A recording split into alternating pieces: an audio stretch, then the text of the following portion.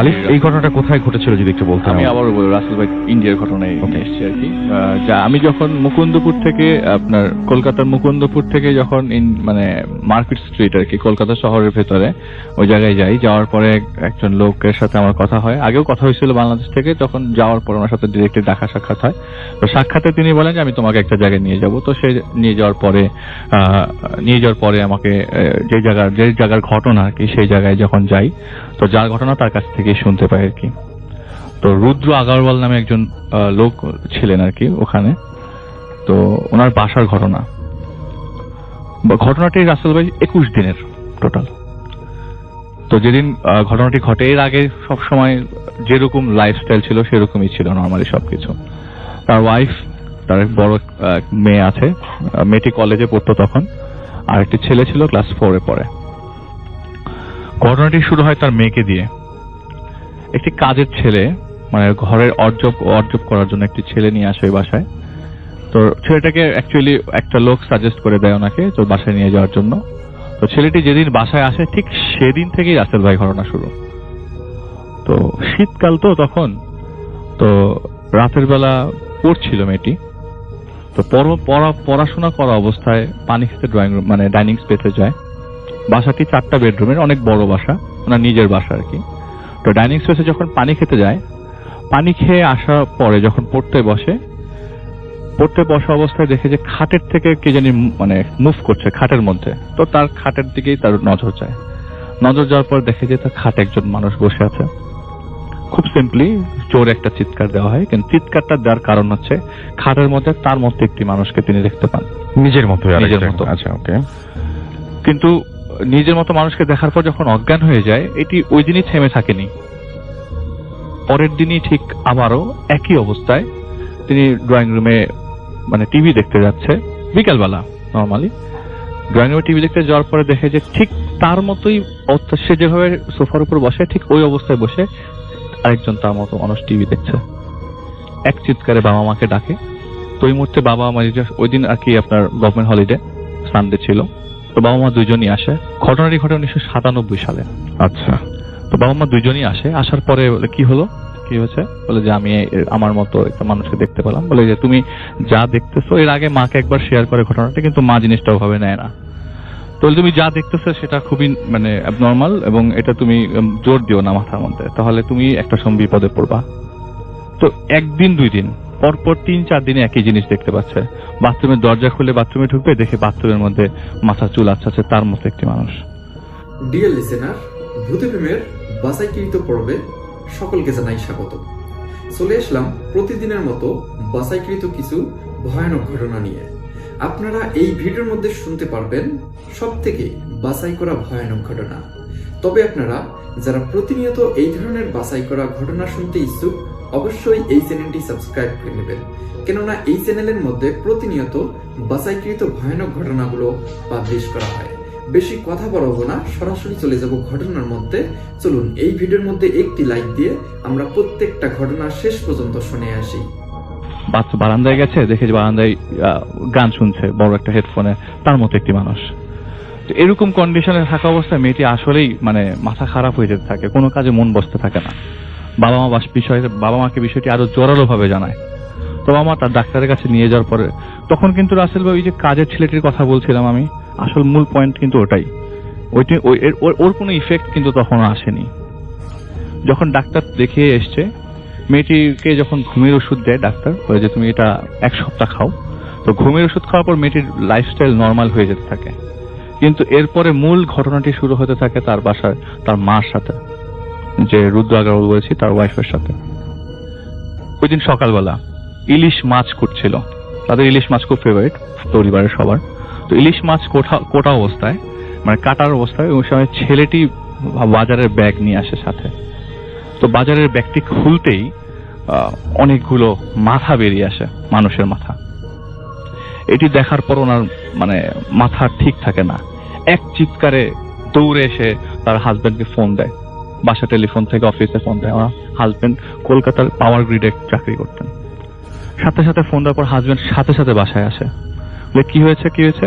বলে কি রান্নাঘরে নিয়ে যায়, রান্নাঘরে তো যাওয়ার মতো অবস্থা নেই, নিজেকে ছেলেটি যে ব্যক্তি বাজারের ব্যক্তি রেখে গেছে সেদিন থেকে দেখো কি বেরিয়েছে, নর্মাল তরকারি বেরিয়েছে।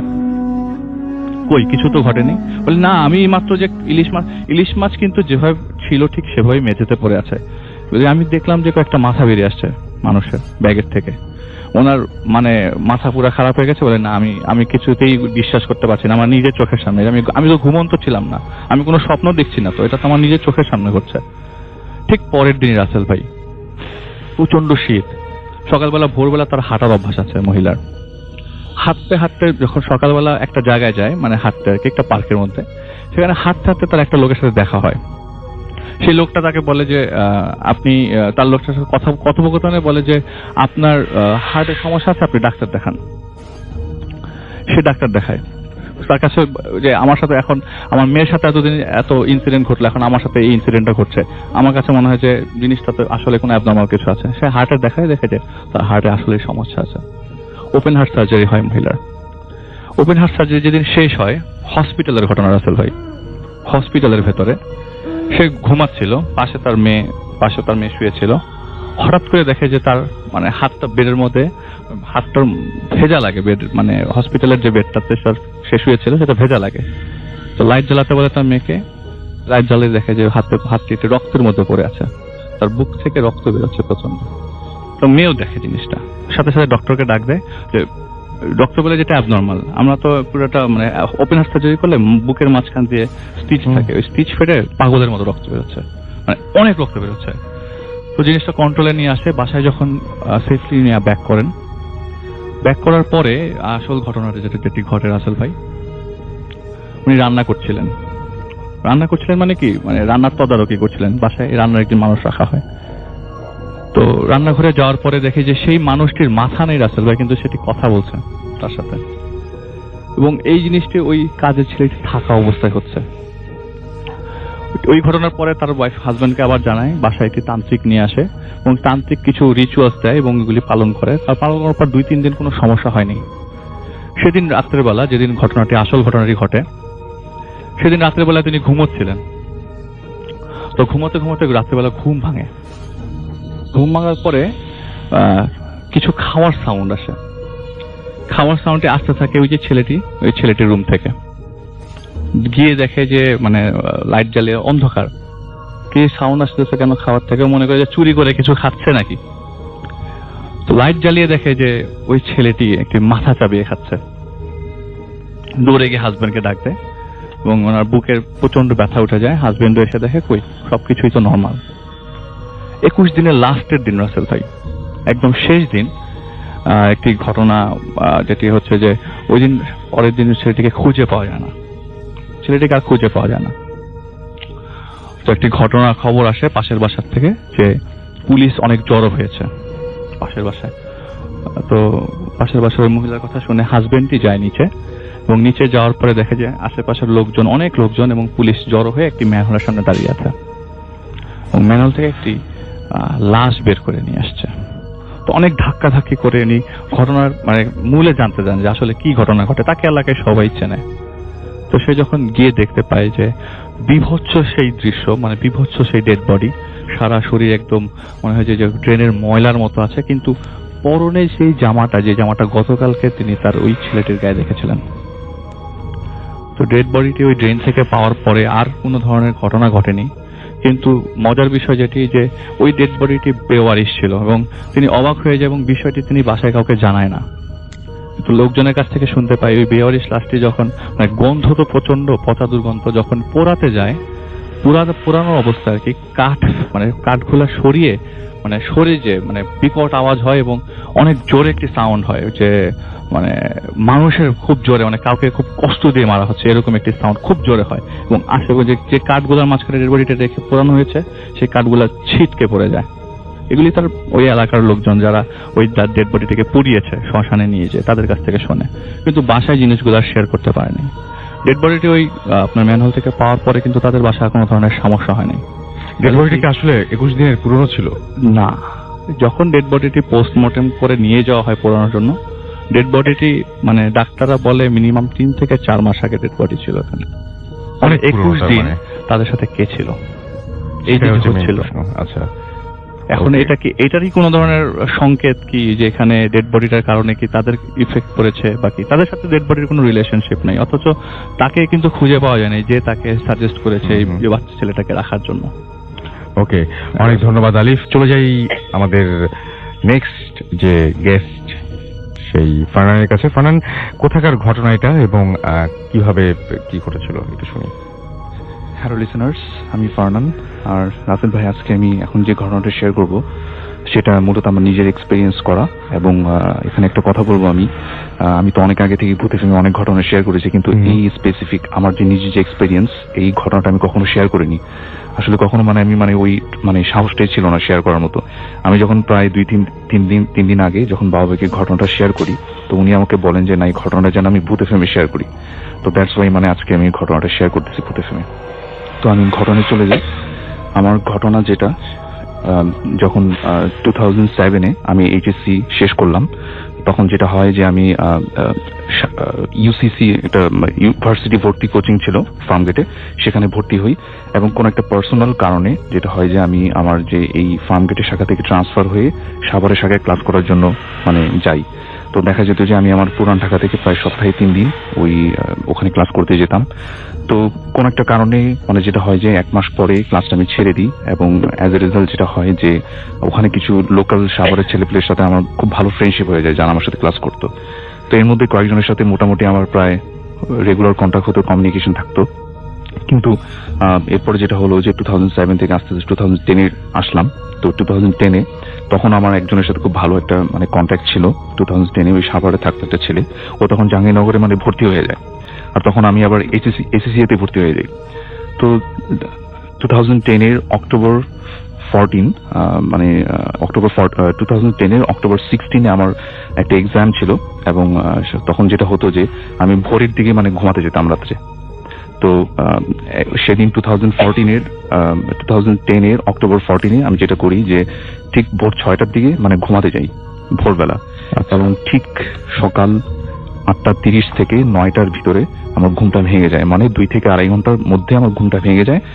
এবং ঘুমটা ভাঙে একটা অদ্ভুত রকমের স্বপ্ন দেখে। এবং সেই ড্রিমটা ছিল এরকম যে আমি একটা নদীর পাড়ে বসা, একদম একা, এবং ওই নদীর পাড়ে বসা অবস্থায় আমি দেখতেছি যে নদীতে অনেকগুলা মানুষ একসাথে মারা যাচ্ছে ডুবে। এবং আমি তাদের আর্তনাদটা আমার এখনো মনে আছে। তারা যে বাঁচার জন্য যে একটা শাউটিং করছিল, সেই সাউন্ডটা আমার এখনো কানে বাজে। তো আমি একটা সময় এটা দেখতে দেখতে আমার মনে হলো যে আমি নিজেও মনে হয় ডুবে যাচ্ছি। তো ওই হঠাৎ করে স্বপ্নের ভিতরে এই জিনিসটা দেখতে দেখতে আমার ঘুমটা ভেঙে যায়, এবং একদম আমি বসে পড়ি, ঘুম ভাঙার পরে বসে পড়ি। তো তখন আমি যেটা চিন্তা করলাম যে এটা হয়তো বা কোনো একটা ব্যাড ড্রিম ছিল, যে কারণে আমি হইতেই পারে এরকম। তো সেদিন কোনোভাবে দিনটা চোখ কেটে গেল। ঠিক সেদিনই রাতের দিকে, রাত 10টার দিকে আমার একটা ফ্রেন্ড আমাকে ফোন করে বলল যে একটা অ্যাক্সিডেন্টের কথা আমাকে বললো, একটা অ্যাক্সিডেন্টের কথা শেয়ার করলো। এবং সেই অ্যাক্সিডেন্টটা ছিল ওই 2010-এর অক্টোবর 14-এ সাভারের একটা বাস অ্যাক্সিডেন্টের ঘটনা। ঠিক আছে, তো আমি বললাম যে না, আমি তো দেখিনি এখন পর্যন্ত, আমি টিভি অন করে পরে দেখবো। তো আমি যখন টিভি অন করে নিউজে দেখলাম যে হ্যাঁ, সাভারে একটা বাস অ্যাক্সিডেন্ট হয়েছে। এবং যারা সাভারে এখন যারা লিসেনার্স আছেন তারা সবাই এই অ্যাক্সিডেন্টের সাথে অনেক পরিচিত। এবং এই অ্যাক্সিডেন্টটা হয়েছিল আসলে আমিনবাজার থেকে হেমায়তপুর যাওয়ার পথে, যে বালিয়াপুর ব্রিজ নামে একটা ব্রিজ আছে, তো সেই জায়গাটাতে একটা বাস উল্টে ডাইরেক্ট পানিতে পড়ে যায়, এবং সেখানে অনেকগুলো মানুষের একসাথে মানুষ মারা যায়। এবং ওখানে যেটা হয় যে প্রায় 80% মানুষের লাশই ভেসে যায়, শেষ পর্যন্ত তাদের ডেড বডি আর পাওয়া যায়নি। এবং বাসটাকেও অনেক খোঁজাখুঁজি পরে প্রায় 3 দিন পরে সেখান থেকে উদ্ধার করা হয়। তো এরকম একটা নিউজ আমি সেদিন দেখলাম যে একটা বাস ডুবে গেছে। তো আমি সেটাও নর্মালি নিলাম, যেহেতু আমার এক্সাম ছিল, অতটা চিন্তা করার সময় পাইনি। তো সেদিন রাত্রি যখন আমি ঘুমাতে যাই, তো হঠাৎ করে ঘুমাতে যাওয়ার সময় আমার যে আজকে সকালের যে স্বপ্নটা, সেটার কথা হঠাৎ করে মনে পড়ে গেল। আমি যেটা চিন্তা করলাম যে আমি তো এরকম একটা স্বপ্ন আজকে দেখেছিলাম। এবং সব থেকে বেশি অবাক ছিল ওইটাই যে টাইমিং এর বিষয়টা। বাসটা অ্যাক্সিডেন্ট করেছিল 8:30 থেকে 9টায়, এবং আমি যে স্বপ্নটা দেখেছিলাম সেটাও ছিল সকাল 8:30 থেকে 9টার ভিতরে। তো এই জিনিসটা ঘটার পরে আমি অনেকবার চিন্তা করতাম নিজে নিজেই যে আসলে এটা কি একটা কোইন্সিডেন্ট না কোনো লিঙ্ক আছে। আমি মনে করতাম যে না, এরকম হতেই পারে, একসাথে একই টাইমে অনেক ঘটনা ঘটতেই পারে, এটাতে কোনো লিঙ্ক থাকার কথা নাও, না থাকারই সম্ভাবনাটা বেশি। তো একটা সময় যেটা হলো যে আস্তে আস্তে আমি ঘটনাটা ভুলে যাওয়া শুরু করলাম। এবং এখানে আমি একটা কথা বলবো যে এই সাভারে যে অ্যাক্সিডেন্টটা হলো, এবং সাভারে আমি আগেই বলেছি যে আমার বেশ কিছু ফ্রেন্ড ছিল।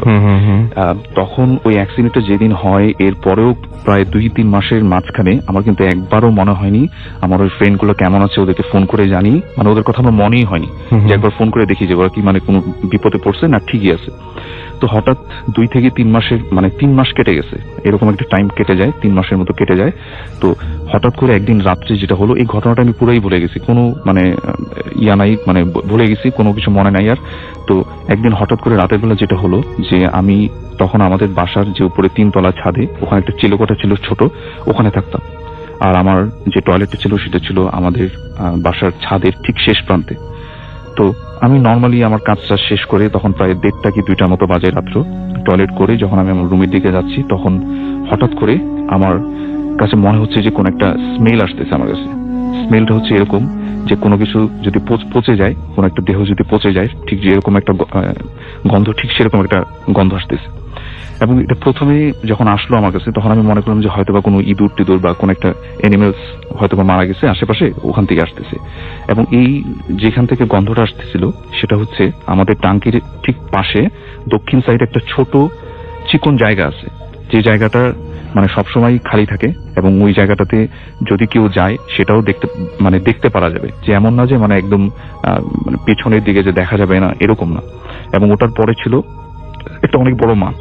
তো আমার কাছে মনে হচ্ছিল যে ওইখান থেকে কোন একটা এন্টিটি, আমি ছাড়া ছাদে কেউ একজন উপস্থিত, এবং মনে হচ্ছে যে আমাকে কেউ একজন দেখছে ছাদের মধ্যে। আমি কিন্তু ছাদে ভাইয়া মানে ওই স্মেলটা পাওয়ার পরে কিছুক্ষণ হাঁটাহাঁটি করি যে দেখি যে কিছু আছে কিনা। বাট আমার কেন জানি মনে হচ্ছিল যে আমার মানে ছাদের চারিদিক থেকে কেউ একজন আমাকে দেখার চেষ্টা করতেছে বারবার, মানে আমি ছাড়াও কোন একটা এনার্জি ছাদে তখন ছিল এরকম। বাট হঠাৎ করে মানে সাথে সাথে না, মানে কিছুক্ষণ পরে আমার হঠাৎ করে একটা জিনিস হঠাৎ করে মাথায় আসলো, সেটা হচ্ছে যে আমি যে স্মেলটা পেলাম, এই স্মেলটা এর আগেও মানে যেটা আমার আগের একটা এক্সপিরিয়েন্স ছিল, সেটা হচ্ছে যে কোন একটা হিউম্যান বডি যদি পচে যায়, ঠিক যে এরকম একটা স্মেল আসবে না, ওটা কিন্তু অন্যান্য সাথে কিন্তু সেম না, আসলে কিছু ডিফারেন্ট থাকে হিউম্যান বডি পচে গেলে। ঠিক ওই হিউম্যান বডি পচে যাওয়ার যে স্মেল, সেই স্মেলটা আমার তখন মনে হয় যে না, এটা তো কোনো একটা হিউম্যান বডি পচে যাওয়ার স্মেল। তখন আমি প্রচুর ভয় পেয়ে গেলাম যে না। আর আমি আগে থেকে জানতাম যে তখন কোনো মানে ভেজা মাটির গন্ধ অথবা কোনো মাংস পচা গন্ধ আসবে, তখনই কোনো কিছু খারাপ কিছু বা কোনো প্যারানর্মাল কিছু একটা আশেপাশে আছে, এটা মানে এটা আগে থেকে জানতাম আর কিরকম। তো এই স্মেলটা পাওয়ার সাথে সাথে আমার কাছে কেন জানি মনে হলো যে না, এখানে কিছু একটা অন্যরকম কিছু একটা আছে, প্যারানর্মাল কিছু, আমি ছাদে আর থাকা যাবে না। তো আমি যেটা করলাম যে তাড়াতাড়ি করে আমার রুমে চলে গেলাম।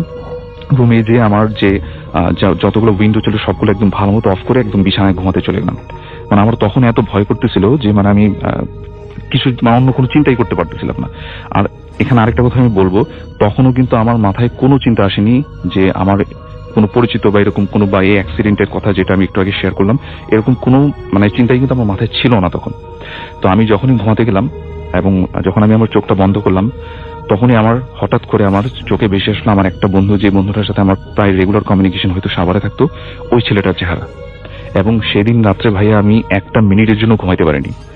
সকাল হয়ে গেল, ইভেন সেই চিন্তাই আমার মাথায় শুধু বারবার ঘুরতেছিল। অথচ 3টা মাস আমার মাথায় একবারের জন্য ওর কথা মাথায় আসেনি যে মানে ওকে একটা ফোন করি বা কিছু একটা। আমি বললাম একটু আগে যে আমি ওদের কারোর সাথে কমিউনিকেশন করিনি। হঠাৎ করে এই জিনিসটা আমার হঠাৎ করে মানে মনে আসলো এবং ওর চেহারাটি আমার ভাসতেছে। এবং আমি অনেক কষ্ট করে মানে সে রাতটা পার করলাম। পার করার পরে মানে আমি দিনের বেলা ঘুমাইলাম। তো ওই দিনটা কোনো মতে কেটে গেল। এর পরের দিনও ঠিক একইভাবে ওই স্মেলটা আমি আমার ছাদের পাশে পাই এবং আমার মানে রাত্রি ঘুমাতে পারি না। তো ওই দিন আমি যেটা চিন্তা করি যে না, আজকে আমি আমার ওই ফ্রেন্ডটাকে ফোন করবো। আসলে মানে আমি কেন ওর কথা কেন মনে হলো হঠাৎ আমার।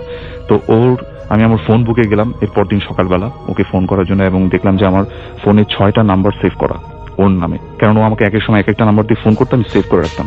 আমি প্রত্যেকটা নাম্বার ট্রাই করলাম, প্রত্যেকটা নাম্বার ছিল অফ। তখন আমার হঠাৎ করে মনে হলো যে ও আমাকে আসলে TNT নাম্বার থেকে ফোন করছিল। ওই TNT নাম্বারটা হয়তো বা কোনো বই অথবা খাতার পিছনে আমি লিখে রাখছিলাম তখন। তো এটা আমি খোঁজাখুঁজি করলাম এবং সেটা একসময় পেয়ে গেলাম আমি। তো পেয়ে যাওয়ার পর ওই TNT নাম্বারটাতে আমি ফোন করলাম। তো ফোন একজন রিসিভ করে, একজন ফিমেল ভয়েসের একজন। তো আমি বললাম যে আমার নাম ফারনান, আমি ওর ফ্রেন্ড। আমার ফ্রেন্ডটার নাম বললাম যে অনেকদিন ধরে ওর সাথে কন্ট্যাক্ট নেই এবং মাঝে মাঝে কন্ট্যাক্ট হতো, তো ও কোথায় আসলে। তখন ওই ফিমেল যে ভয়েস যে রিসিভ করছেন উনি আমাকে বললেন যে আসলে আমি ওর বড় আপু, আর তুমি কি ওর সাথে কি কন্ট্যাক্ট নাই তোমার? আমি বললাম যে না, আমার প্রায় 2-3 মাস কোনো কন্ট্যাক্ট নেই। তখন উনি আমাকে বললো যে ও আসলে এখন তো বেঁচে নেই, ও আসলে ওই যে সাভারে যে ইনসিডেন্টটা হয়েছিল সেটাতেও মারা গেছে এবং ওর লাশটা আমরা এখন পর্যন্ত খুঁজে পাই। তো তারপরে যেটা হয়, আমি সাথে সাথে ফোনটা রেখে দিই এবং আমি ঠান্ডা হয়ে যাই তখন যে এটা আসলে কি হলো এবং আমি যে সেদিন যে স্বপ্নটা আসলে দেখেছিলাম এটার সাথে আসলে কি লিঙ্ক। আমার আজকে মনে হচ্ছে যে আসলে হয়তো কোনো একটা লিঙ্ক ছিল। জানি না আসলে কেন আমি স্বপ্নটা দেখছিলাম, এখন আমার কেন আমি বিশ্বাস করি যে না, হয়তো কোনো একটা লিঙ্ক ছিল এবং এটাই ছিল আজকে আমার ঘটনা। অনেক ধন্যবাদ ফারহান। ভূত এফএমে আমাদের সাথে আরো একজন নতুন অতিথি জয়েন করেছেন। আপনার নামটা প্লিজ একটু বলবেন এবং আপনি কোথা থেকে এসেছেন? রাসেল ভাই, আমি মোহাম্মদ দিলওয়ার হোসেন সন্ধি, আমি এসএমএল ঢাকা বিশ্ববিদ্যালয় থেকে এসেছি। ওকে, শুনি, একদম সরাসরি চলে যায় আপনার ঘটনায়, শুনি আপনার ঘটনা। ওকে রাসেল ভাই, ঘটনাটা আসলে আমার সাথে ঘটা 2 থেকে 2.5 বছর আগে ঘটনাটা। জি। তো আমার কাজিন হঠাৎ করে বাইক অ্যাক্সিডেন্টে গ্রামে এলাকায় আর কি, উনি খুব মারাত্মক ইনজুর্ড হয়েছিল। তারপর এখানে ঢাকাতে নিয়ে এসেছিলাম, ঢাকা মেডিকেলে ভর্তি করাইছিলাম। সন্ধ্যার দিকে ভর্তি হয়েছে, হওয়ার পরে আপনার রাত 9টার দিকে সে মারা যায় আর কি। তো আমরা এখন লাশটা তাড়াতাড়ি নিয়ে আমরা চলে যাব আমাদের গ্রামের বাসা বগুড়ায়। তো এই জন্য নিয়ে যাওয়ার জন্য আমরা অনেক যেগুলো ফর্মালিটি আছে ওগুলো কমপ্লিট করে ঠিক করে তারপরে এখন ইয়ে করলাম। তো এখন লাশের যে ছাড়পত্রটা নিতে যাব, তো রাত তখন প্রায় 12টা বেজে গেছে। তো আমরা লাশের ছাড়পত্র নেওয়ার জন্য, যেহেতু এখানে ছিল আমি এবং আমার মামা, তো যেহেতু মামা শুধু ছিল, আমি একাই গেছি আর কি লাশের ছাড়পত্র টানার জন্য। তো যে রুমে ছাড়পত্র দেয় ওই রুমে যাওয়ার পর দেখি দরজাটা বন্ধ এবং কোনো তালা দেওয়া নাই, কিন্তু ভিতর থেকে লক করা, কিন্তু ভিতরে কোনো কিছুর আওয়াজ আমি শুনতে পাচ্ছি, যে কিছু খাচ্ছে এরকম কিছু আওয়াজ। তো আমি তো বারবার ডাকতেছি কিন্তু কোনো সারা শব্দ পাচ্ছি না। তো আমি বিরক্ত হয়ে গেছি, গ্লাস রেগে গিয়ে আমি দরজায় অনেক জোরে ধাক্কা দিচ্ছি।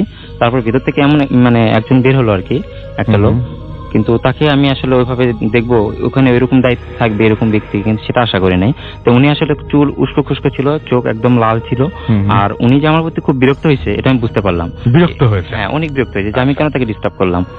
তো এই জন্য সে বের হবার তাকে আমি তারপর আর কি যতটুকু ভয় পাওয়ার পরে মনে পুষে রেখে তাকে বললাম যে আমার তো ছাড়পত্র লাগবে। তো উনি তখন আর কি আমার সাথে কোনো কথা না বলে দরজাটা আবার লাগিয়ে দিয়ে আবার ভিতরে ঢুকে গেছে। তো আমি একটু ভয় পেয়ে তখন আমি দৌড়ে চলে আসি, এসে মামাকে বলি। তো মামা বলতেছে চল আমার সাথে চল, আমি যাই দেখি। তো আমি যখন গেলাম মামার সাথে গিয়ে পরে তখন দেখলাম যে দরজা ভিতরে কোনো ইয়ে নাই, বাইরে থেকে তালা দেওয়া আর কি।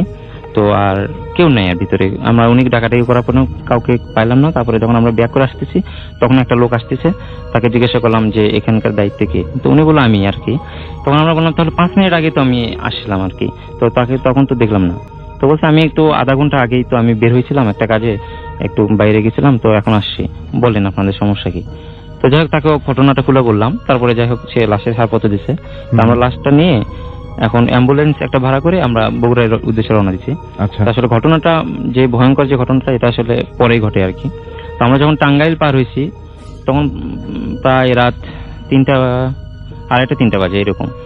তো টাঙ্গাইল পার হওয়ার পরে আর কি আপনার ওখানে যমুনা সেতুর আগে, তো ওখানে এই ঘটনাটা ঘটে। তো গাড়ি চালাচ্ছে ড্রাইভার, আমরা ছিলি আমি এবং আমার মামা ড্রাইভারের পাশে সিটে বসেছিলাম, আর পিছনে লাশটা ছিল। তো আমরা হঠাৎ করে ওই সময় একটা বাতাসে পাই, যে বাতাসটা ওই সময় মানে আমরা আশা করি নাই। খুব গরম লাগে আমাদেরকে সবাইকে এবং আমরা সবাই খুবই অস্বস্তিতে পড়ি, যা হঠাৎ করে এখানে এরকম বাতাস আসলো, একটু ভয় পেয়ে যায়। এবং কিছুক্ষণ পরে দেখি যে ড্রাইভার গাড়ি চালাতে পারতেছে না, সে এখন খুব ভয় পাচ্ছে এবং সে খুব ঘেমে যাচ্ছে এরকম।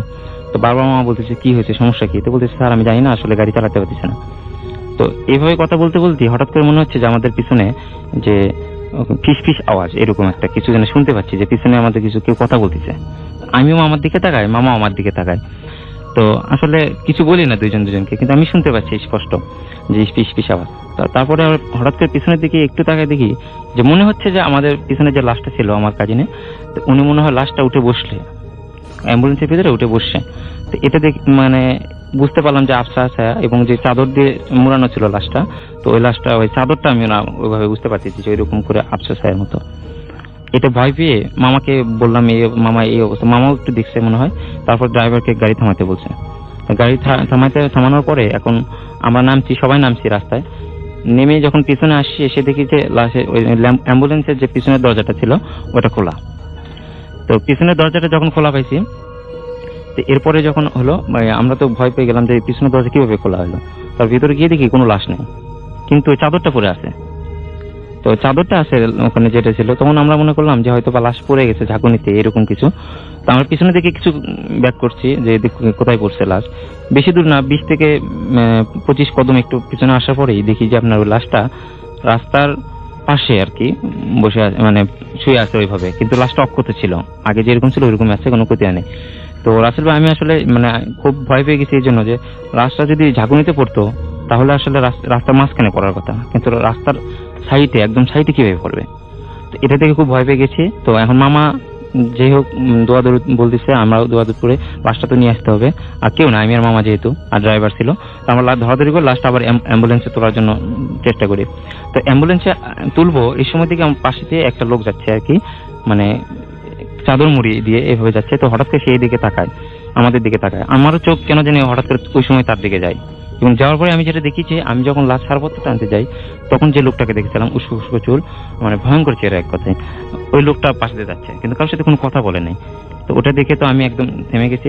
মামাও দেখছে ওই লোকটা যাচ্ছে, তখন মামা তো আর জানে না আগে দেখছে কিরকম, আমি দেখছি। তো মামা বলে আচ্ছা চল আমরা যাই। তারপরে আর কি আমরা চলে আসলাম, লাশটা ভিতরে রেখে আবার সামনে বসছি।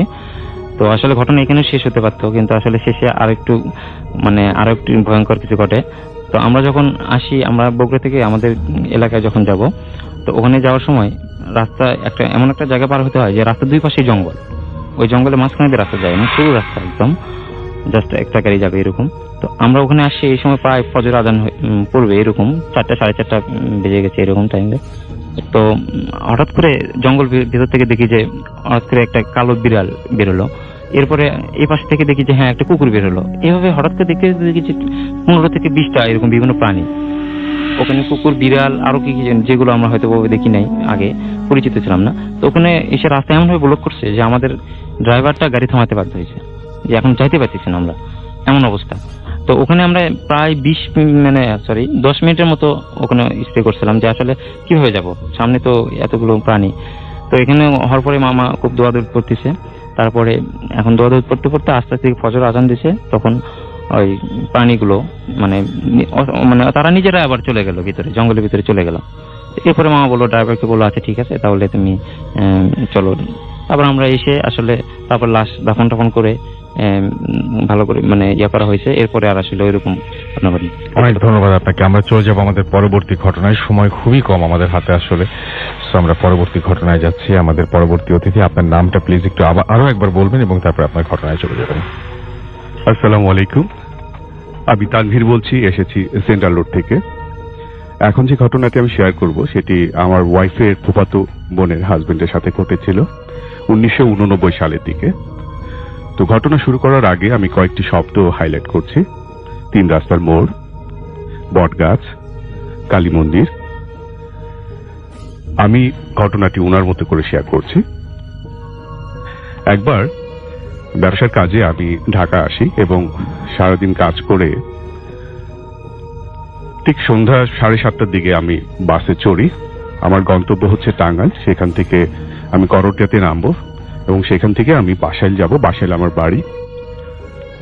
তো বাস যথারীতি রওনা দেয়, 2 ঘন্টা 2.5 ঘন্টা জার্নি। তো ঘন্টাখানেক যাওয়ার পরে হঠাৎ করে রাস্তায় বাসটি বিকল হয়ে যায় এবং 2 থেকে 2.5 ঘন্টা আরো সময় বেশি লাগে বাসটি ঠিক হতে। ঠিক 12:30টার দিকে আমি যখন করটিয়া নামি, নেমে দেখি যে ওখান থেকে বাসাইলে যাওয়ার মতো কোনো যানবাহন নেই। রাস্তাটি তখন ইট বেছানো ছিল, সো রিক্সা এবং টেম্পো ছাড়া কিছু চলতো না। এত রাত্রেবেলা আমি একা এখানে দাঁড়িয়ে আছি, কিভাবে যাব সেটা ভেবে পাচ্ছি না। তো যেহেতু কিছু করার নেই, আমি হেঁটে রওনা দিলাম। তো আমি যাচ্ছি, গন্তব্য আমার প্রায় 5 থেকে 7 কিলোমিটার। তো আমি 5 কিলোমিটার অলরেডি চলে এসেছি। সামনে সেই বটগাছ এবং 3 রাস্তার মোড়টি পড়বে। তো আমি যখন 3 রাস্তার মোড়ে কাছাকাছি চলে আসি, বটগাছটার কাছাকাছি যখন আমি চলে আসি, পাশে কালী মন্দির, আমি খেয়াল করলাম যে বটগাছের মধ্যে কি যেন একটা ঝুলছে রাস্তার উপরে। সাধারণত বটগাছে বাকল থাকে, তো সেটা হতে পারে। তো আমি একটু ভয় পেলাম, তারপরও আমি এগিয়ে যাচ্ছি। আর একটু যখন কাছে আসি তখন আমি খেয়াল করলাম যে আসলে যে বাকলগুলো যেগুলো আছে সেগুলো থেকে এটা একটু ভিন্ন এবং হাতের মতো কোনো কিছু একটা লাগছে। আমি আরো কাছে এগিয়ে যাই এবং দেখি যে দুটো হাত ঝুলছে।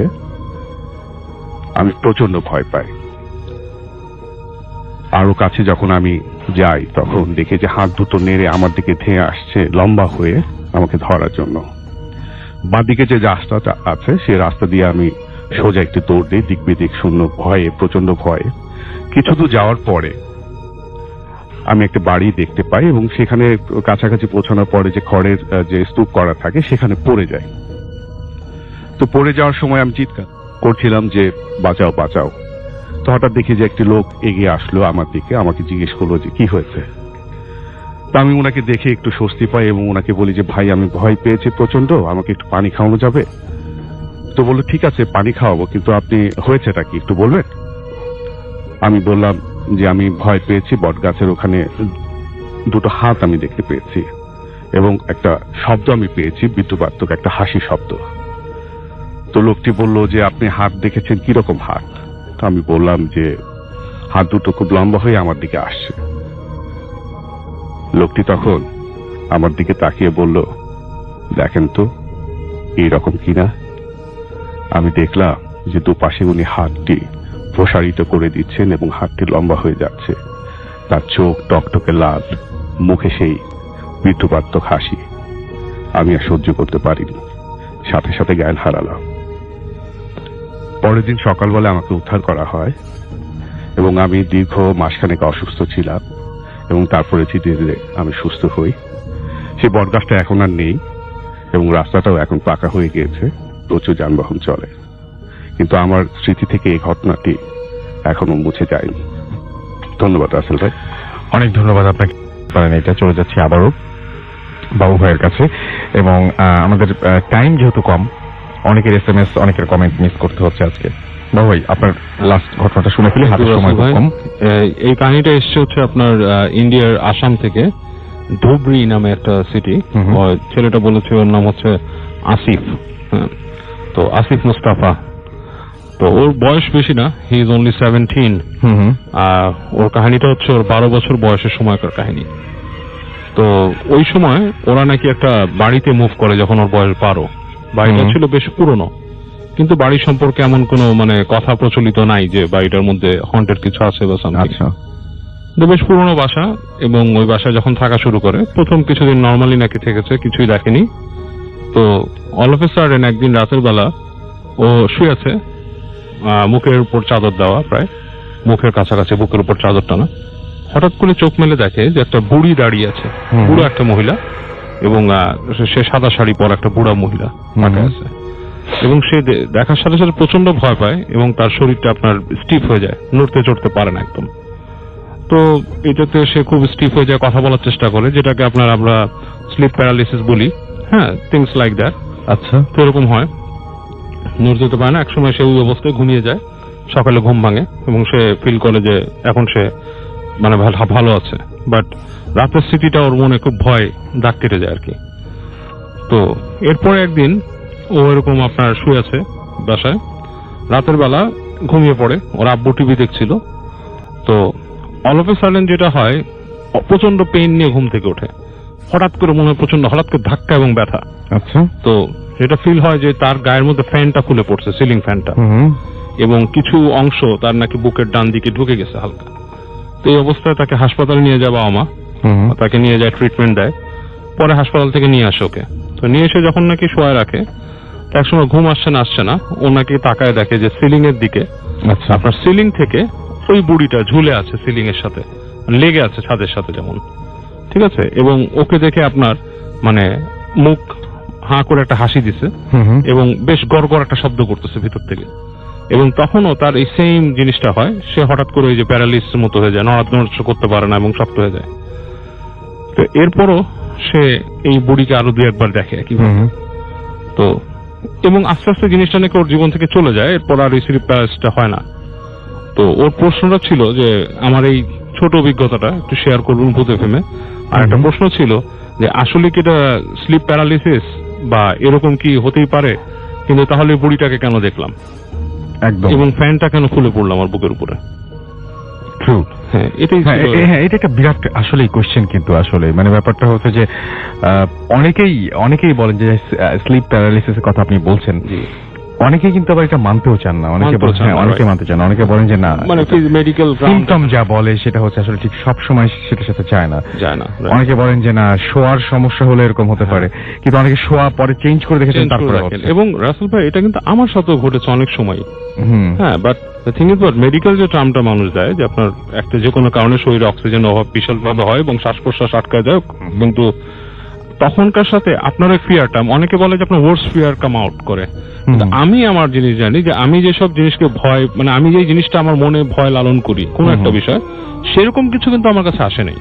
Right. উদ্ভট কিছু একটা জিনিস, যে জিনিসটা আমি কখনো কল্পনাও করিনি, এরকম একটা জিনিস আমার সামনে এরকম একটা আসে। জিনিস আসে সব সময়। হ্যাঁ, তো আমার মনে হয় একদিন যদি ভূত ফিল্মের সময় করে একটু নিয়ে আলোচনা করা যায় এটা। হ্যাঁ হ্যাঁ, ডেফিনেটলি আমি দেখতে পাচ্ছি যে এই জিনিসগুলো নিয়ে যদি কারো ইন্টারেস্ট থাকে, এবং আপনি যে প্রশ্নটা আজকে করলেন, নিশ্চয়ই সবাই মানে ফেসবুকে হোক আর সেটা হচ্ছে ইমেল করেই হোক, নিশ্চয়ই সবাই তার উত্তরটা লিখবেন আমাদেরকে, এবং আমরা মনে হয় যে সেই বিষয়ে একটা মানে কি বলবো যে মতামত জানতে পারবো আর কি। আর একটা ছোট জিনিস রাসেল ভাই, এটা আজকে শেয়ার হয়তো করবো না, সময় নেই, তবে অ্যাম্বুলেন্সের ভূত মানুষ যেটা বলে, বা অ্যাম্বুলেন্স সম্পর্কে অনেকে অনেক কনফিউশন বলে, এরকম একটা ছোট্ট অভিজ্ঞতা কিন্তু আমার জীবনে হয়েছে। যদি সময় থাকতো শেয়ার করতাম 2 মিনিটসের, বাট এটা কিন্তু আসলে রহস্যময় কিছু ব্যাপার আছে অ্যাম্বুলেন্সের ব্যাপারটাতে। হ্যাঁ, একটু আগে ওই সবাই বলছিল বলে মনে হয় আপনি এই কথাটা বলছেন। হ্যাঁ যে হ্যাঁ, হ্যাঁ, কারণ আমি এটা কখনো শেয়ার করিনি, বাট উইচ ইজ অ্যাকচুয়ালি কোনো ভয়ঙ্কর কিছু দেখাও না। আমি 2 মিনিটে বলতে পারি চাইলে। হ্যাঁ হ্যাঁ, শুনি আমরা তাহলে। একদিন ধানমন্ডির একটা ক্লিনিকে আর কি আমি আমার ফ্যামিলির কাউকে নিয়ে দেখাতে গিয়েছি, তো ওটার পার্কিং হচ্ছে আন্ডারগ্রাউন্ডে। তো আমি বাইক নিয়ে আমার ফ্যামিলি মেম্বার রেখে আমি ঘুরে আসছি, এসে আমি নিচে গিয়েছি আপনার সেই পার্কিং, আন্ডারগ্রাউন্ড পার্কিং এ। তো আমি যখন পার্কিং এ নামলাম, আন্ডারগ্রাউন্ডে কেউ নাই, কয়েকটা গাড়ি রাখা, মোটরসাইকেল রাখা, আর একটা গাড়ি লাশের গাড়ি রাখা ওখানে, এবং ওটা লেখাই আছে যে আপনার লাশবাহী ভ্যান। আচ্ছা, এবং ওটার থেকে পানি ড্রিপ করে করে পড়ছে, মানে লাশটা হয়তো ছিল এই মাত্র নামায় নিচ্ছে বা সামথিং, বা নিবে বা সামথিং, মানে পানি পড়ছে ওখান থেকে। তো আমি দেখে একটু আনইজি ফিল করছি, কেউ নাই, একটা লাশবাহী গাড়ি, পানি পড়তেছে সেখান থেকে, মানে সদ্য বরফ গলছে। তো আমি বাইকটাও রাখার জায়গাটাই হচ্ছে গাড়ির পাশে। আমি সে বাইকটা যখন পুল অফ করলাম, করে আমি বাইক টার্ন অফ করছি, জাস্ট আমার হেডলাইটটা নিপছে আর মনে হচ্ছে পার্কিং লটে ইলেকট্রিসিটি চলে গেল রাইট জবে, একদম সঙ্গে সঙ্গে, একদম সাথে সাথে। Okay. এবং যাওয়ার সাথে যেটা হচ্ছে পার্কিং লটের মধ্যে ছোট ব্যাটারি চার্জার লাইট ছিল মনে হয় দেওয়ালে, ও দুটো জ্বলে আসছে, জেনারেটর কিক ইন করেনি, আলো আধারি, মানে একটা আবছা অবস্থা ওখানে। এবং আমার একটু মানে গায়ের লোম দাঁড়ায় গেছে। আমি যখন বাইকটাকে পার্ক করে, বাইকটাকে আপনার ঘাট লক করে যখন নামছি, আমি দেখলাম রাসেল ভাই ওই লাশের গাড়ির নিচে একটা কালো বিড়াল, এবং মানে বিড়ালটা এত আসলে মানে একটা বিড়াল, কিন্তু এত ভয় লাগতেছে দেখে, মানে আপনি it would look simply different. এবং আমি যখন তাকে একটা মানে ঈদ করলাম সরার জন্য, জাস্ট একটা মনে করেন যে হিস এরকম করলাম, হ্যাঁ, বিড়ালটা কি করলো জানেন, হাঁ করে এরকম মেয়াও করলো, যে ওর দাঁতগুলো সাদা দেখা যাচ্ছে, এবং সে ভয় পায়নি। এবং within like few seconds generator kick in করলো, বিড়ালটাকে আমরা দেখলাম না, বিড়ালটা খুব দ্রুত এখান থেকে ডিসঅ্যাপিয়ার করছে।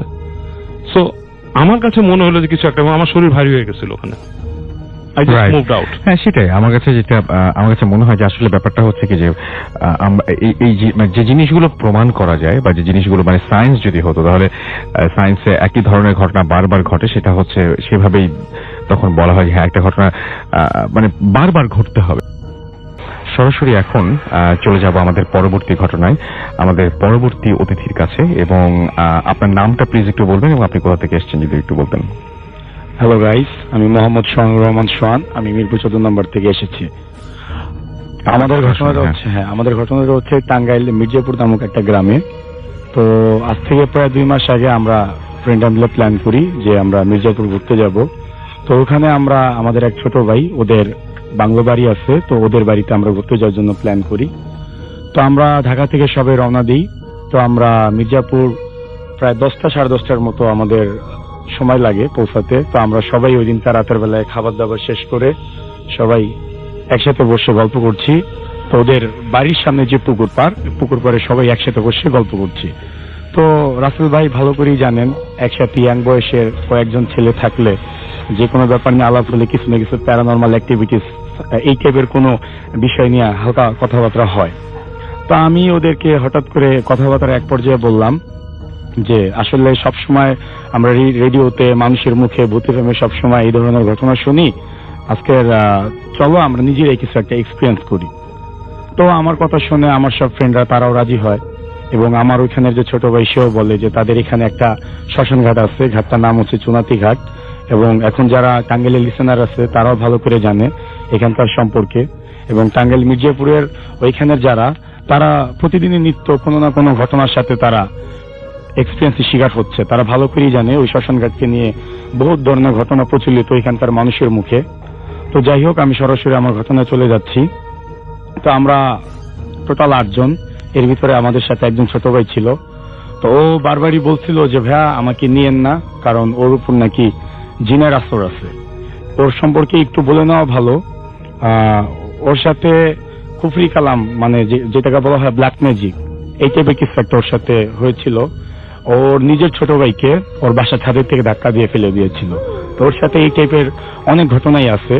এই কারণে ওই সমস্ত জিনিস খুব ভয় পায়। ও বারবারই বলছিল যে ভাই আমি এই সমস্ত জিনিস খুব ভয় পাই, দয়া করে আমাকে নিয়েন না, নিলে আপনাদেরই পরে পস্তাইতে হবে। যাই হোক, আমরা সবাই ওকে জোর করে নিয়ে যাই। এটাই ছিল আমাদের জীবনের সব থেকে বড় ভুল। ওর কথা আমাদের শোনা উচিত ছিল। যাই হোক, ও ছোট মানুষ, আমাদের সবার কথার রাখার জন্য ও আমাদের সাথে যাওয়ার জন্য রাজি হয়। তো আমরা এভাবে 5-10 মিনিট হাঁটাহাঁটি করার পর আমরা ওই শ্মশান ঘাটে যাওয়ার আগে, যেটা আমার আগে বলা দরকার ছিল, আমি বলতে ভুলে গিয়েছি, ওখানে একটা খাল পড়ে। খালটা একটা সাঁকোর মাধ্যমে পার হতে হয়। ওইখানে একটা আপনার কলেজ আছে, কলেজটার নাম হচ্ছে ভারতশ্রী হোমস। ওই কলেজের বাম পাশে হচ্ছে আপনার লাশঘর, যাকে বলা হয় মর্গ।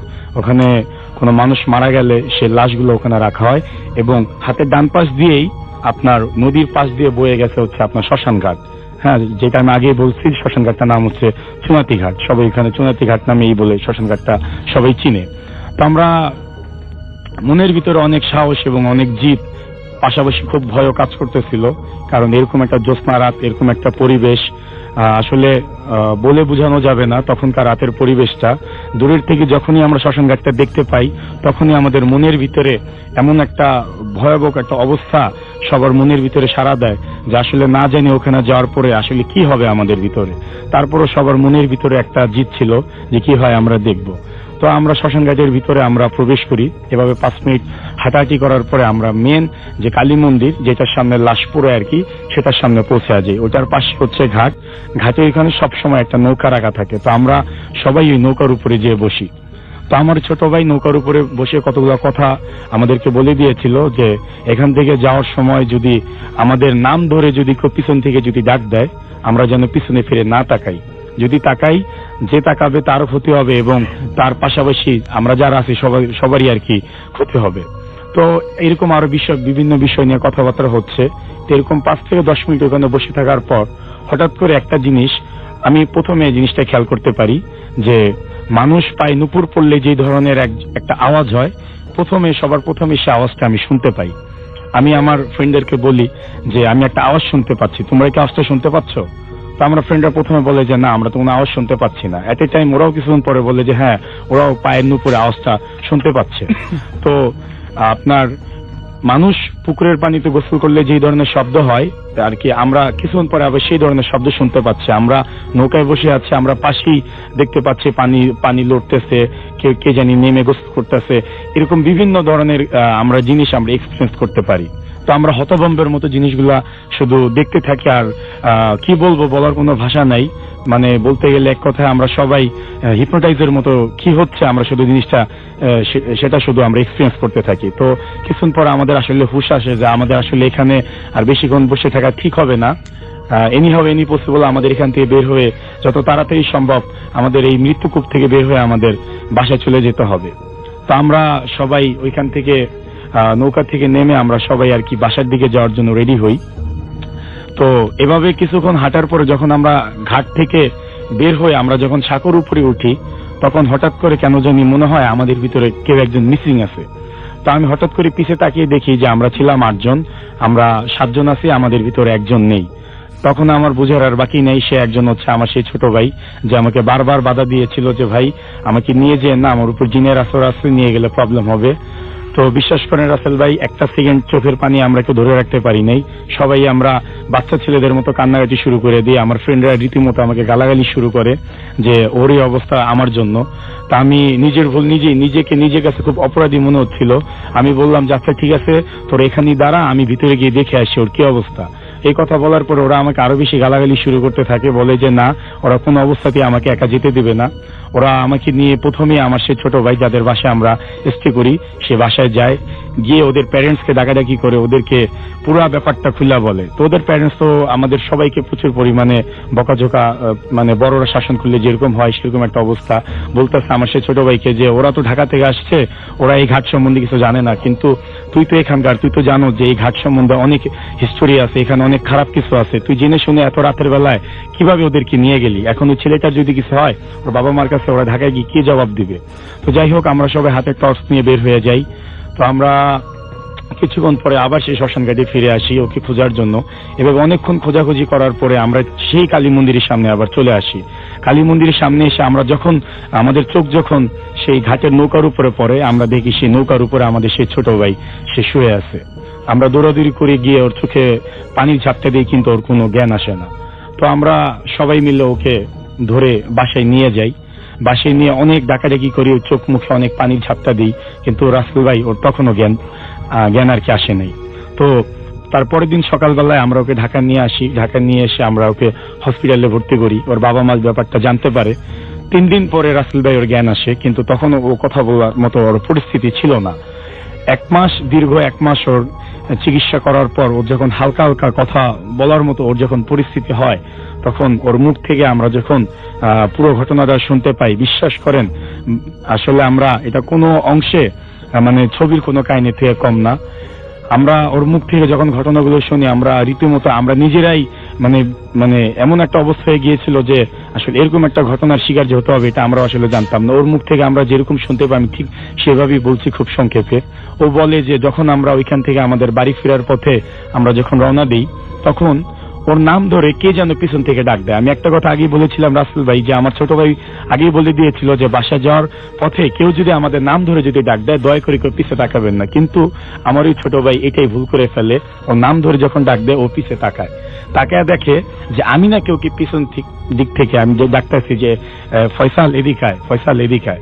তো মানুষ হিপনোটাইজ হয়ে গেলে আর কি ঠিক যেমন হয়, ওই হিপনোটাইজের মতো আমার ডাকে সাড়া দিতে দিতে আমি যেদিকে যাই ও নাকি আমার পিছে নাকি আসতে থাকে। তা আমি নাকি ওকে সেই কালী মন্দিরের ঘাটের পারে নাকি আমি ওকে নিয়ে যাওয়ার পর হঠাৎ করে ওইখানে ওর হুশ আসার পর ও যখন দেখতে পারে যে ও এখানে কিভাবে আসলো, ও জীবনের সর্বোচ্চ শক্তি দিয়ে ওখান থেকে পালায়া যাওয়ার চেষ্টা করে, কিন্তু ওর পা ওইখান থেকে এক বিন্দু মাত্র লড়লো না। ওর জীবনের সর্বোচ্চ শক্তি দিয়ে গলা চেঁচিয়ে আমাদেরকে ডাকার চেষ্টা করে, কিন্তু ওর গলা থেকে এক বিন্দু মাত্র আওয়াজও বের হয় নাই।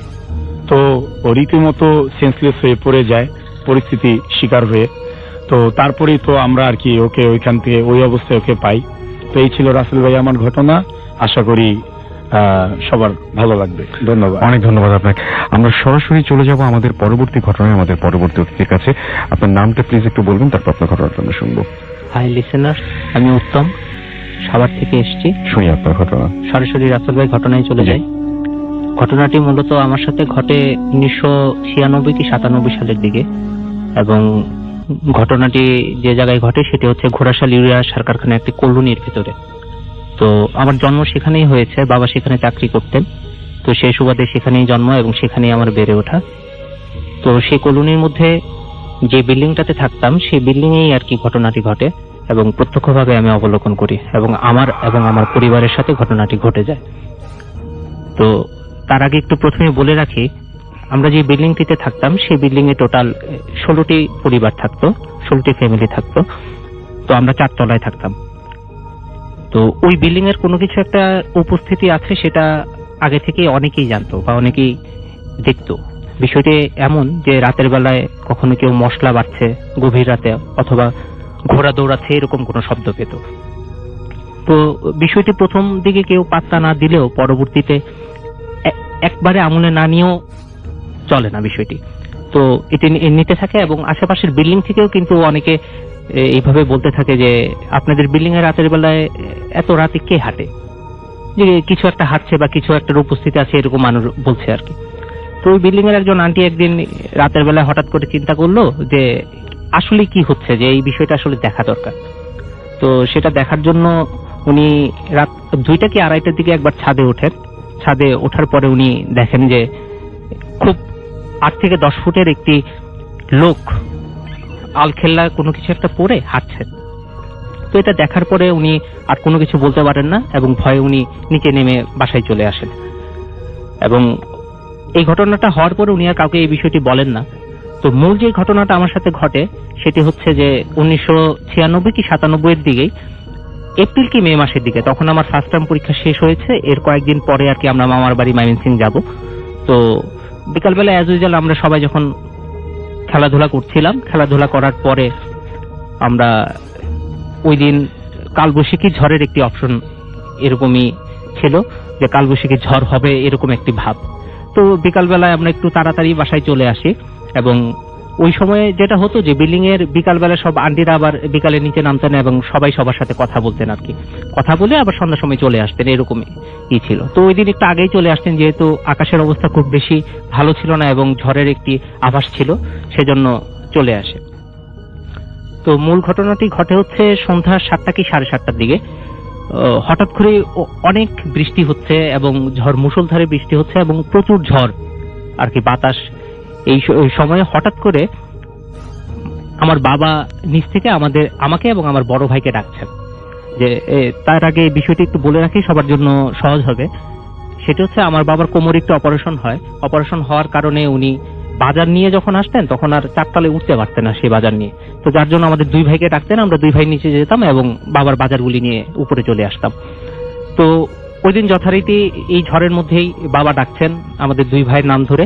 বাবা ঠিক যেভাবে ডাকেন সেম ওই গলায় আর কি বাবাই ডাকছেন। আমরা মনে করছি যে বাবাই ডাকছেন, কিন্তু মা তাকাচ্ছেন নিচে, জানলা দিয়ে নিচে তাকাচ্ছেন, কিন্তু বাবাকে আর দেখতে পাচ্ছেন না।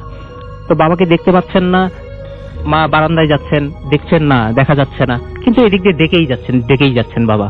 তো হঠাৎ করে মা একটু ভয় পেয়ে যায় যে আমি কাউকে দেখছি না কিন্তু তারপরেও ডেকে যাচ্ছে।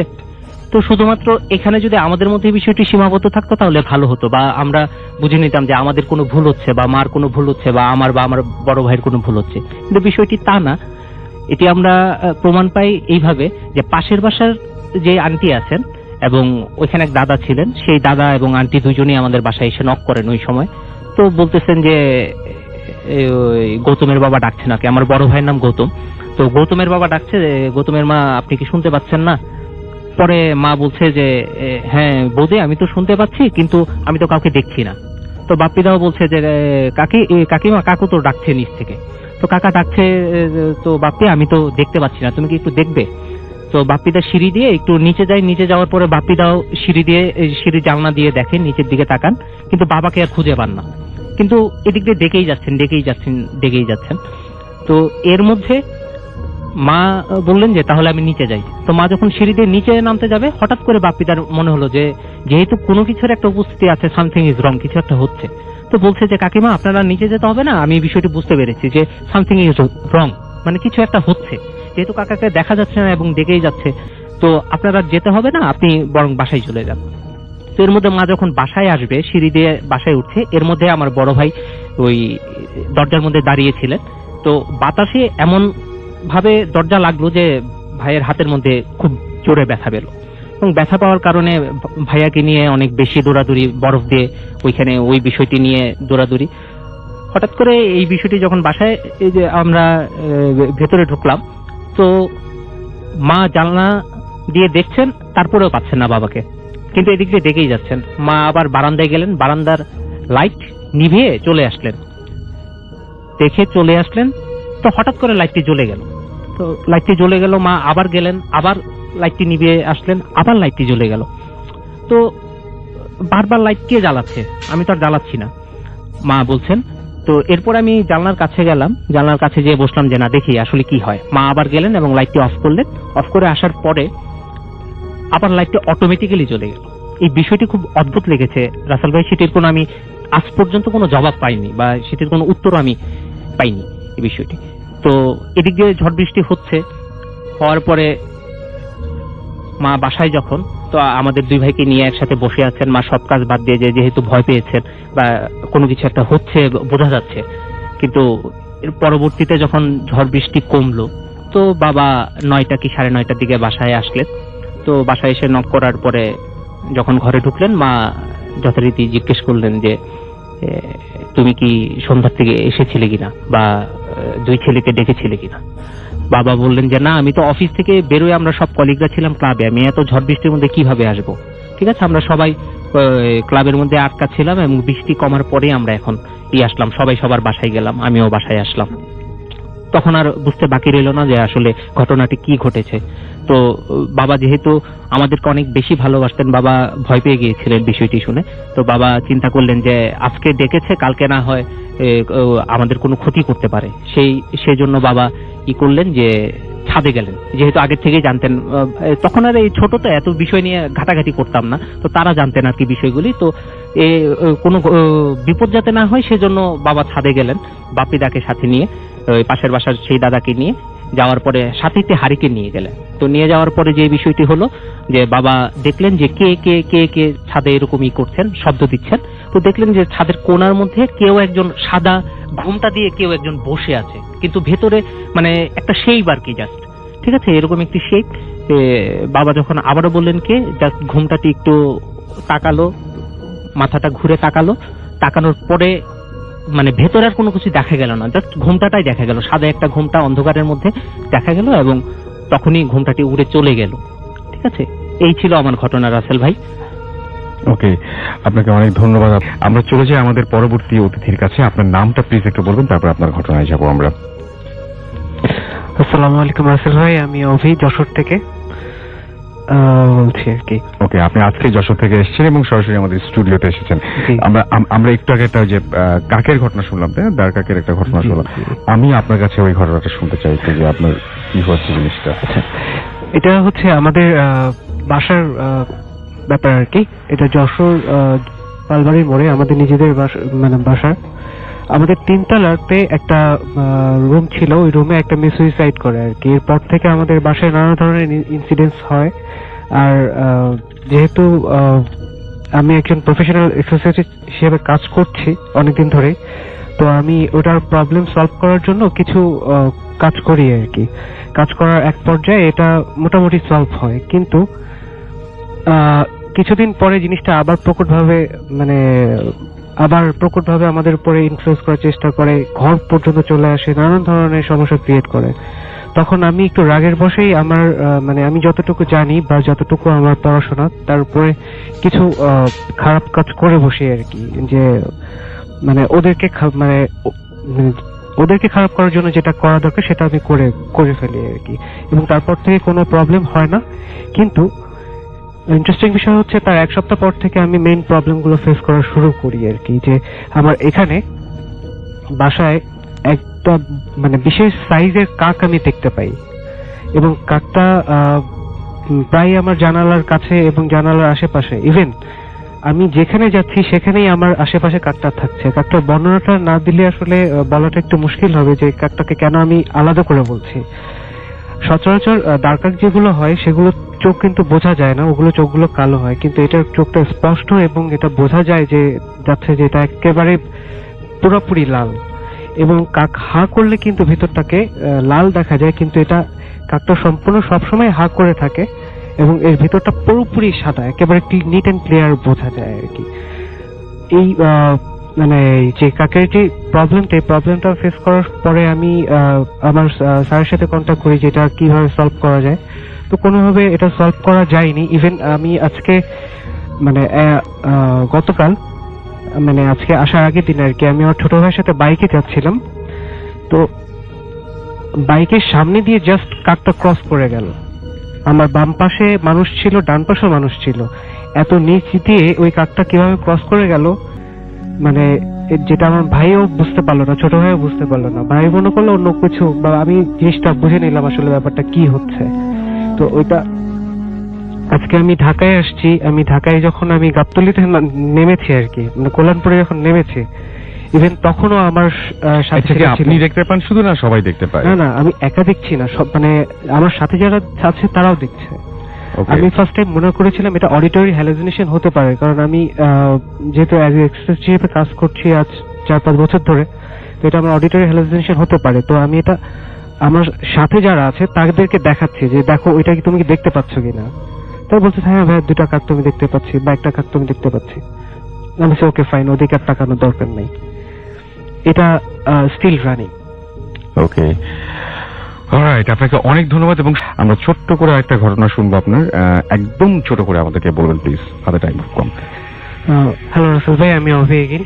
এই ঘটনাটা হচ্ছে খুলনার একটা প্রত্যন্ত এলাকার, যার ঘটনা বর্ণনা করছি সেই তিনি যেভাবে বর্ণনা করছেন ওভাবে আমি বলছি আর কি। তিনি তার ওয়াইফ ছিল, তার ওয়াইফ ক্যান্সার আক্রান্ত ছিল, তিনি অনেক চেষ্টা করেছিলেন তাকে বাঁচানোর জন্য, কিন্তু শেষমেশ তিনি বাঁচাতে পারেননি এবং একটা পর্যায়ে ওয়াইফটি মারা যান এবং তার কিছুদিন পর তিনি আবার বিয়ে করেন আর কি, সেকেন্ড ওয়াইফ বিয়ে করার পরের দ্বিতীয় দিনের ভিতরেই এর একটা মানে আনন্যাচারাল ঘটনা ঘটে যায় আর কি।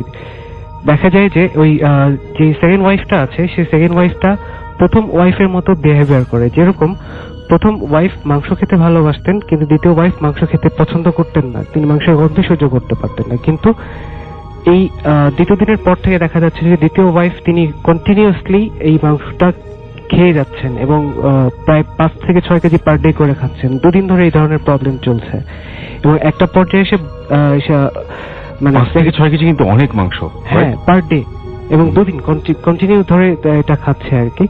এবং একটা পর্যায়ে এসে এমন বিহেভ করা শুরু করলো এবং তার পাড়া প্রতিবেশীদেরকে সে এমন ভাবে ডাকা শুরু করলো যে মনে হচ্ছে যেন সে আগের যে ওয়াইফটা সে ফিরে এসছে এবং ঠিক সেইভাবে সে বিহেভ করতে থাকলো। এবং একটা পর্যায়ে সেই নিজে স্বীকার করলো যে আমি তোমার আগের ওয়াইফ, আমি তোমাকে শুধু দেখতে এসেছি।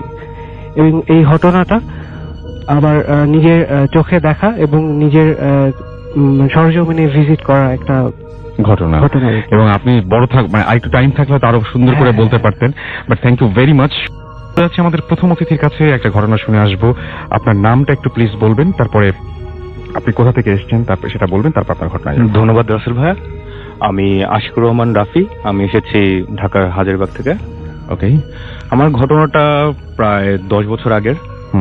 তখন আমি ক্লাস 2 কি 3 তে পড়ি। মানে কোন এক কারণে আমি, আমার বাবা আর আমার চাচা 3 জনের গ্রামে যাওয়া হয়। আমাদের গ্রামের কথাটা বলে, আমাদের গ্রামের বাসায় একটা সাইডে একটা বাসা আছে, যে এরকম বাসাটা মাটির দোতলা।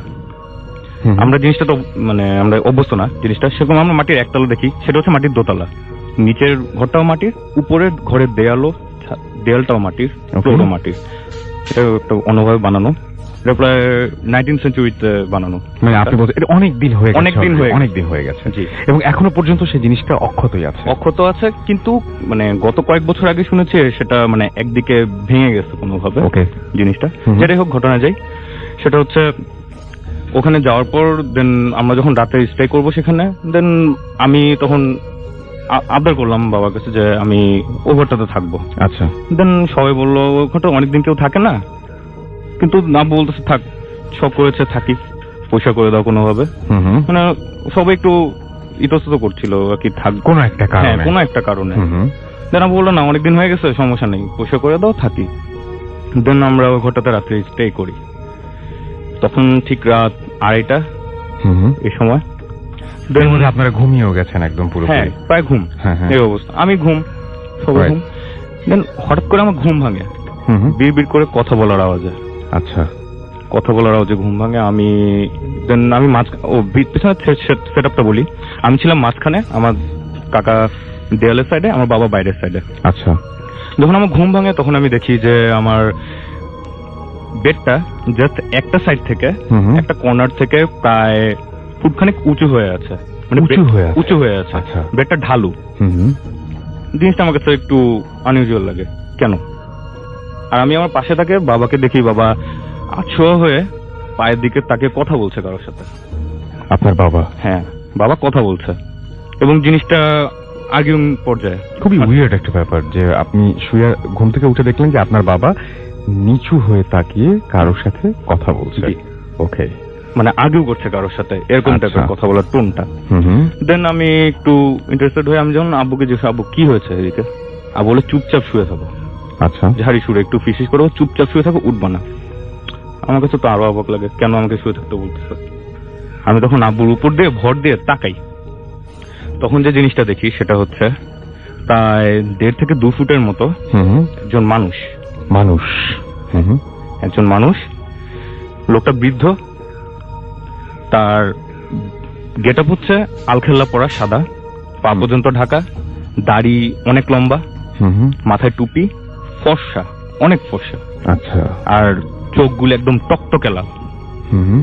সে খাটের একটা পায়া ধরে জাস্ট উঁচু করে রেখেছে, এই জন্যই খাটটা একদিকে উঁচু হয়ে আছে।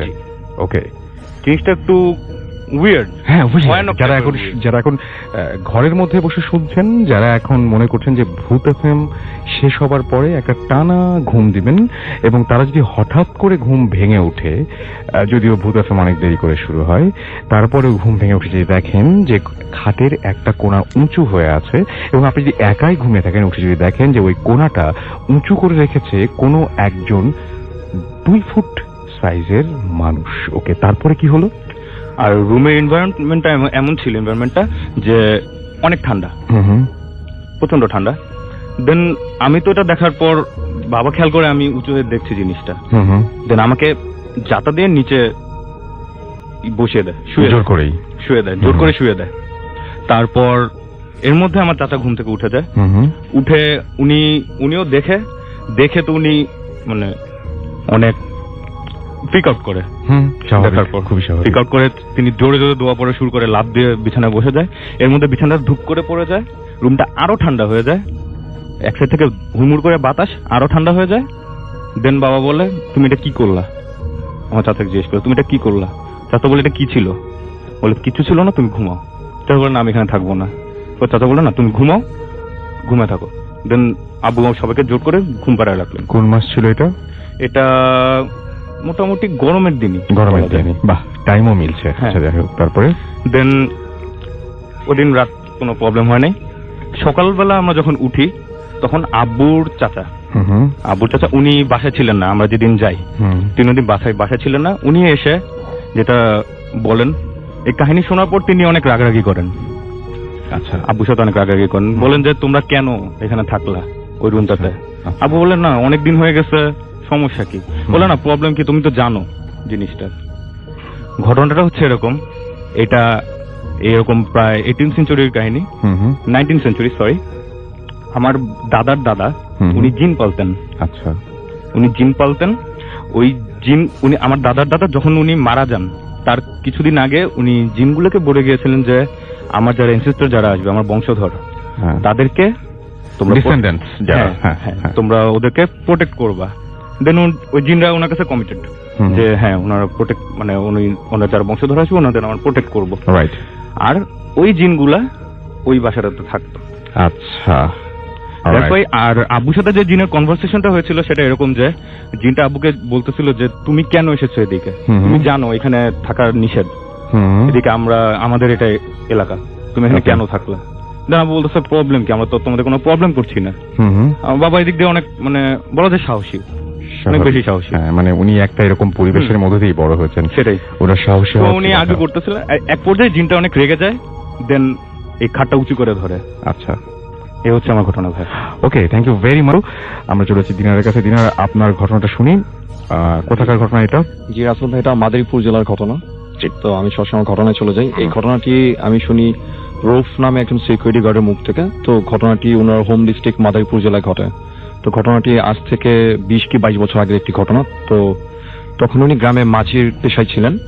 তো একদিন উনি রাতে ঘুমের মধ্যে স্বপ্ন দেখছেন এরকম যে উনি একটা বাসার সামনে গিয়ে দাঁড়িয়ে আছেন, আর সেই বাসাটার সামনে অনেকগুলো মানুষ আপনার জড়ো হয়ে দাঁড়িয়ে আছে।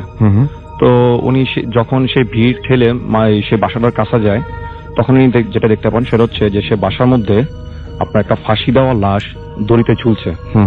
তো এটা যখন উনি দেখেন তখন উনি শুনতে পান যে স্বপ্নের মধ্যে যে আশেপাশে যে লোকগুলো ছিল সবাই মানে বলা বলি করছে যে লাশটা নিয়ে চল, লাশটা নিয়ে চল। আচ্ছা, এরকম একটা মানে কথা উনি শুনতে পান। কিন্তু উনি কারোর চেহারাই মানে বুঝতে পারতেছিলেন না, চেহারার অবয়বটা উনি বুঝতে পারতেছিলেন না তখন। আচ্ছা, তো এই স্বপ্ন দেখার পর ওনার ঘুম ভেঙে যায়। তো উনি যথারীতি ওনার কাজ করেন। তো ঠিক তার 4-5 দিন পর উনি সেম একই স্বপ্নটা আবার দেখেন। যে উনি একটা বাসার সামনে গিয়ে দাঁড়িয়ে আছেন, সেখানে অনেকগুলো মানুষ বেশ লম্বাটে সবাই, তো কারোই ফেস বোঝা যাচ্ছে না। তো উনি যখনই সেই ভিড় ঠেলে সামনে যান, তো সামনে গিয়ে দেখেন যে সে বাসার মধ্যে একটা ফাঁসি দেওয়া লাশ সেটা ঝুলছে, কিন্তু সবাই আগের মতো বলা বলি করছে যে লাশটা নিয়ে চল এরকম। আচ্ছা, তো কেউ কিন্তু আর লাশটা নামাচ্ছে না সেখান থেকে। তো এই স্বপ্ন উনি 2বার দেখার পর উনি বেশ একটু ভয় পান। তখন উনি ওনার পরিবারের সাথে ব্যাপারটা শেয়ার করেন। তো তারা যেটা বলে যে হয়তো তার কোনো দুঃস্বপ্ন হবে। তো যাই হোক, তো তাদের গ্রামে একটা লোক ছিল, তিনি আপনাকে তান্ত্রিক বা ওঝা যেটাই হোক বলা চলে। তো উনি যে কাজগুলো করতেন সেটা মানে আপনার উনি ব্যাড ইউজ করতেন সবসময়, মানে খারাপ কাজগুলো একটু বেশি করতেন। সেটা হচ্ছে আপনার কাউকে বান দেওয়া বা আপনার কুফরি কালাম করা, এইটা ক্ষতি করতেন মানুষের বেশি। আচ্ছা, আর ওনার কাছে আপনার বিভিন্ন গ্রাম থেকে লোকজন আসতো। তো ওনাদের গ্রামের লোকজন যেটা করতো যে ওনাকে সবসময় এড়িয়ে চলতেন সবাই। মানে আমি এই মধ্যে একটু ইন্টারাপ্ট করি আপনাকে, যে এই ঘটনাটার লাশ নিয়ে ঘটনা আমরা শুনেছি, কিন্তু এই ঘটনাটা অদ্ভুত, মানে এই ঘটনাটার হঠাৎ করে একটা টুইস্ট আছে, সেই টুইস্টটা জন্য আপনাকে একটু অপেক্ষা করতে হবে। জি রাসেল ভাই, তো এলাকাবাসী যে মানে ওনাদের গ্রামের যারা ছিল তারা যেটা করে যে রাতের বেলা তো দূরের কথা, দিনের বেলা তো তার বাসার সামনে দিকে চলাফেরা করতো না। তো একদিন উনি ঘুম থেকে উঠে সকালবেলা শুনতে পান যে সেই লোকটা মানে মারা গেছে। তো উনি গ্রামের আরো 8-10 জন সবার সাথে সেই বাসাটা যায়। তো ওনার যে বাসাটা ছিল সেটা হচ্ছে ওনাদের বাসা থেকে প্রায় 4-5 মিনিট দূরত্বে একটা বট গাছের মতো একটা ছিল, তার পাশে উনি একটা রুম তৈরি করে থাকতেন। তো বলে রাখা ভালো যে ওনার কোনো ফ্যামিলি বা পরিবার বলতে কেউ ছিল না। আচ্ছা, তো উনি সেখানে যাওয়ার পর উনি যেটা দেখেন যে তার ফাঁসি দেওয়া একটা লাশ সেই রুমের মধ্যে ঝুলছে। আচ্ছা, যেরকম জিনিস উনি স্বপ্নে দেখেন 2বার, ঠিক ওই রকম একটা লাশ, ফাঁসি দেওয়া একটা লাশ রুমের মধ্যে ঝুলছে। তো গ্রামের কিছু লোকজন সেখানে জড়ো হয়। তো সবচেয়ে উইয়ার্ড ব্যাপার ছিল যে লোকটা লাশ তারা ঝুলতে দেখতেছেন, তার চেহারার মধ্যে আপনার ওই সূচ জাতীয় কিছু জিনিস তার চেহারার মধ্যে বিধানো ছিল। তো এটা খুবই উইয়ার্ড একটা ব্যাপার ছিল, যেহেতু যদি উনি সুসাইড কমিট করে থাকে তাহলে কিন্তু ওনার চেহারার মধ্যে এরকম সূচ ঢুকানোর কথা না। তো এলাকাবাসী যেটা করে, গ্রামের যে লোকজন ছিল তারা যেটা বলে যে মানে বলা বলি করে যে ওনাকে হয়তো বা জিন বা ভূত মানে কেউ একজন মেরে থাকতে পারে। তো তারা সেখান থেকে সেই লাশকে যথারীতি নামায়, যেহেতু তার কোনো রিলেটিভ ছিল না, তো লাশটা দেখতে খুব বিবস্ত্র ছিল। তো তারা নামিয়ে তারা গোসল টোসল করে সেটাকে জানাজা করে সে বাসার পাশেই জংলার মতো একটা জায়গা, সেখানে তাকে দাফন করে দেয়।